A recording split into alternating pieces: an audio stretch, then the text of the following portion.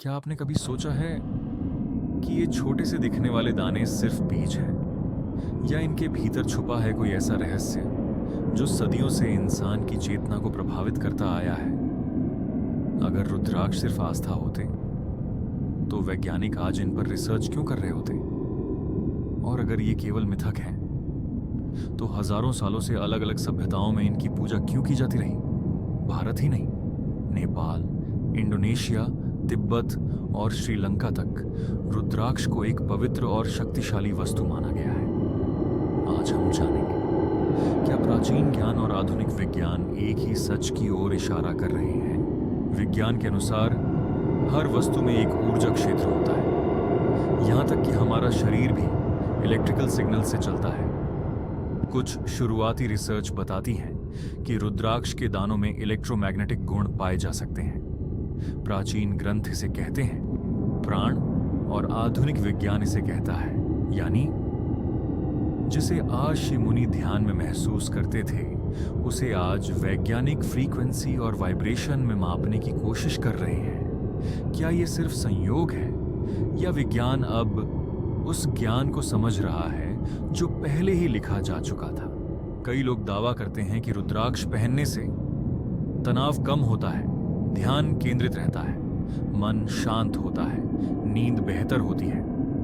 विज्ञान इसके पीछे कुछ संभावनाएं बताता है, जैसे रुद्राक्ष पहनने से वेगस नर्व पर हल्का प्रभाव पड़ सकता है जो हमारे दिल की धड़कन और भावनाओं को नियंत्रित करती है।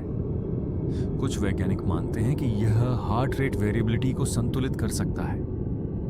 एक सिद्धांत है एंट्रेनमेंट, यानी जब शरीर की अस्थिर ऊर्जा किसी स्थिर ऊर्जा के संपर्क में आती है तो वह भी संतुलित होने लगती है। ठीक वैसे ही जैसे एक टूटी हुई लय सही ताल से जुड़कर खुद को सुधार लेती है। रुद्राक्ष कोई पत्थर नहीं, ये एक प्राकृतिक बीज है जो विशेष पेड़ों पर उगता है। इसके अंदर की सेलुलर संरचना इसे अन्य बीजों से अलग बनाती है। प्राचीन काल में इसे पवित्र स्थानों जैसे हिमालय, आश्रम और तपोभूमि में पाया गया, जहां वातावरण स्वयं ऊर्जा से भरा हुआ माना जाता था। रुद्राक्ष माला सिर्फ कहना नहीं, ये एक सिस्टम है। 1 मुखी, 5 मुखी, 11 मुखी, हर मुखी का अपना प्रतीकात्मक और ऊर्जा संबंधी अर्थ बताया गया है। जब इन्हें सही संयोजन में पहना जाता है तो इन्हें सिनर्जिस्टिक इफेक्ट यानी संयुक्त प्रभाव वाला माना जाता है। सच ये है कि रुद्राक्ष पर वैज्ञानिक शोध अभी जारी है। पूरे प्रमाण अभी सामने नहीं है, लेकिन जो संकेत मिल रहे हैं वे नजरअंदाज भी नहीं किए जा सकते।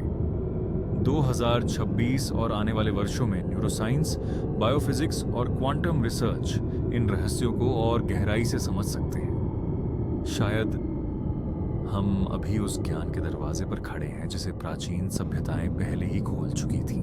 रुद्राक्ष सिर्फ आस्था नहीं हो सकता और शायद सिर्फ विज्ञान भी नहीं। यह उस जगह पर खड़ा है जहां ज्ञान, ऊर्जा और चेतना एक दूसरे से मिलते हैं। शायद कुछ रहस्य समझे नहीं जाते, महसूस किए जाते हैं। आप क्या मानते हैं, आस्था या विज्ञान? कमेंट में अपनी राय जरूर लिखिए और याद रखिए, हर रहस्य तभी खुलता है जब सवाल पूछे जाते हैं। हर रहस्य तुरंत साबित नहीं होता। कुछ सच समझे नहीं जाते, महसूस किए जाते हैं। आज आपने जो देखा वो आस्था भी हो सकता है और विज्ञान भी, लेकिन असली सवाल ये है, आप क्या मानते हैं? अपनी सोच कमेंट में जरूर लिखिए। और अगर आप चाहते हैं ऐसे और रहस्य जो विश्वास को चुनौती दें और चेतना को जगाए तो चैनल को सब्सक्राइब करें, क्योंकि सच अक्सर वहीं छुपा होता है जहां हम देखना बंद कर देते हैं। वीडियो पसंद आया हो तो लाइक करें और ऐसे रहस्यों के लिए सब्सक्राइब करना ना भूलें।